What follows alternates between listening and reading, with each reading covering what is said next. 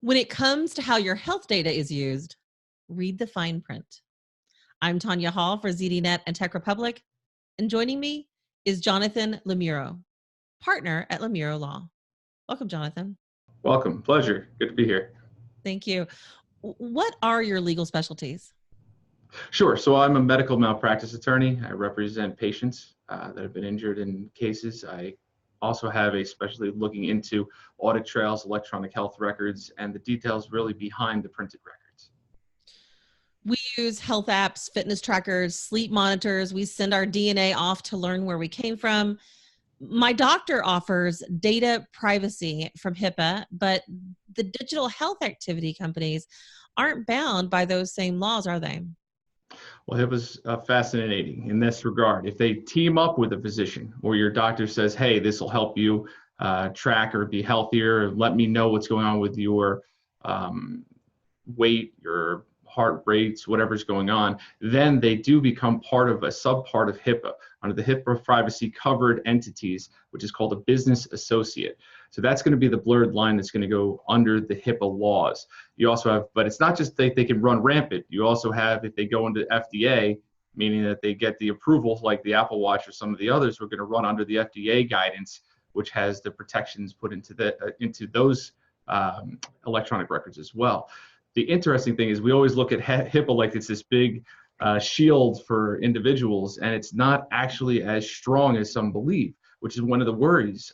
Privacy rights of individuals are unfortunately taken advantage of, and your examples are tremendous opportunities in this because of the data aggregation, putting together information that infects a person's private facts. So shockingly, the most important is back before any of the constitutions went in, any of the laws came up, was common law. And people have a right to private facts. Everybody knows about false facts that you put out, and you talk about somebody, defamation, etc. But you actually have it's a private tort of action that an individual can bring, which is a public disclosure of private facts.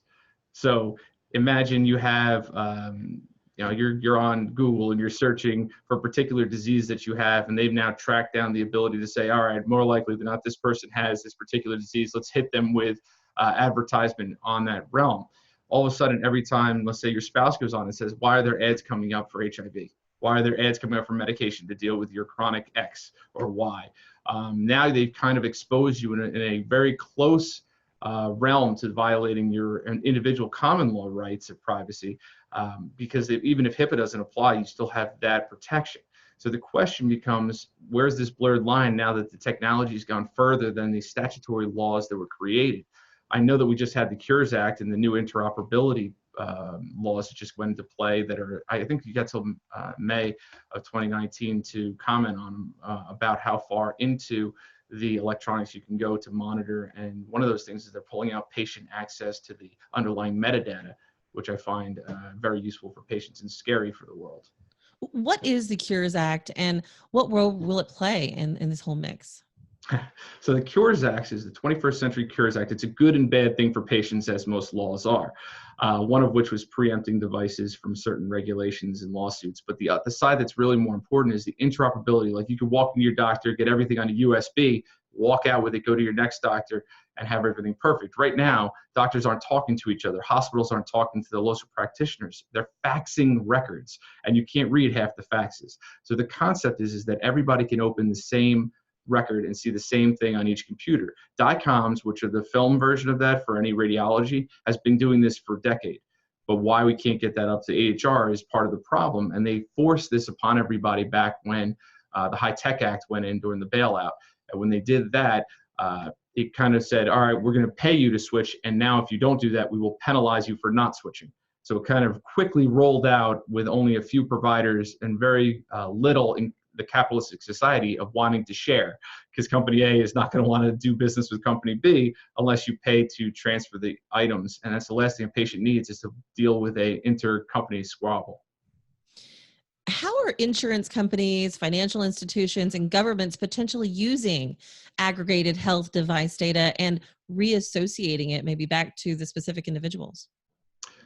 Well, that's the scary part's the last part. So in your question, the first is the dream concept of if you have unlimited data and you wipe out the personal health information from it, then you can start to look at millions of individuals and see if there's a trend or if there's a way to cure a disease or to find something out that we couldn't even dream of. So that concept is a nice thing. The problem with that is the monetization of it, and then to break it down back to the individual, because let's face it, we are easily trackable under all of the information that's in a Fitbit. I mean, I sent you a couple that shows just where you are, when you are, the GPS. It's not just step counting, it's everything involved therein. And if they start to put those, I mean, the CEO of John Hancock's a great example. When they put out that extra one, hey, we'll give you a discount on your health insurance if you share with us everything you do throughout the day by wearing your fitness tracker.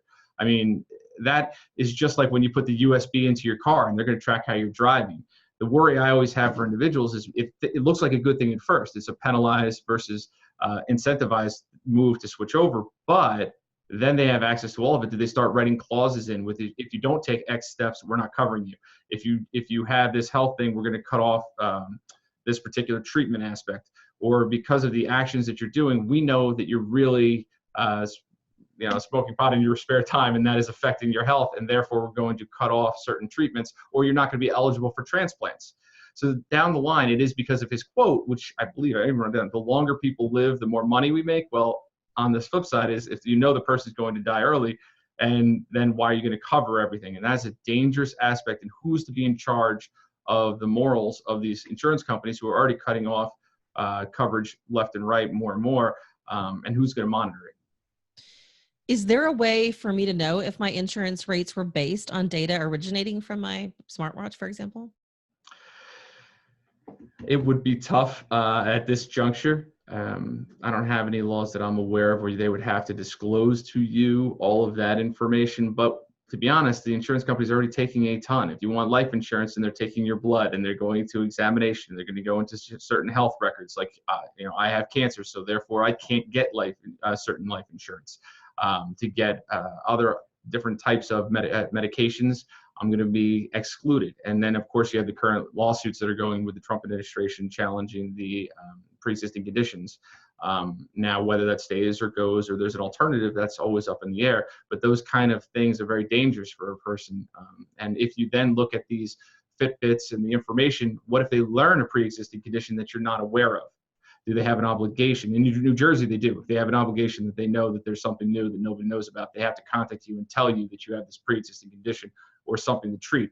However, most states don't have that law or that information that would derive to a third-party liability for not advising you. But then their rates could change and they could decline you based upon their review. So I hope that you'd at least be told by the company as to why your rates would be skyrocketing. So other than disconnecting, are there precautions that consumers can take to protect themselves from the misuse of their data? Read the warnings when you sign up to use any of the items, the devices. Understand that just because something's fun to use, it's enjoyable, that somebody's tracking you. I mean, the simplest one is people have been using Facebook, and the tracking, you've been able to download the archive on Facebook for, since I've been on, so, like 20 years, but that data has your GPS coordinates, I took a picture of my daughter on social media in her bedroom showing me her hair, and then you could see the longitude, latitude, and altitude of her bedroom. So the Facebook has that. Why would they need it? Same thing for the Fitbits, same thing for the Apple Watch, same thing for Google. I mean, Google's really in depth on what they're tracking you on with the Google Maps if it's in your phone.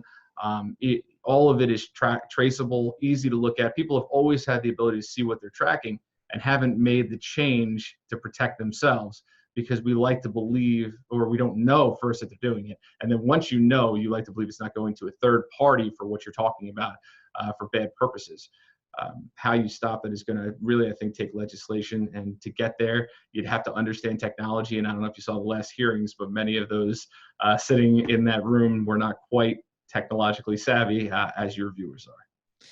Jonathan, I could not agree more. Thanks for the insight on that. Jonathan Lomurro, partner at Lomurro Law. If somebody wants to connect with you, maybe they want to find out more about this topic, how can they do that? Sure, they can reach out to me at lomurrolaw.com. All right.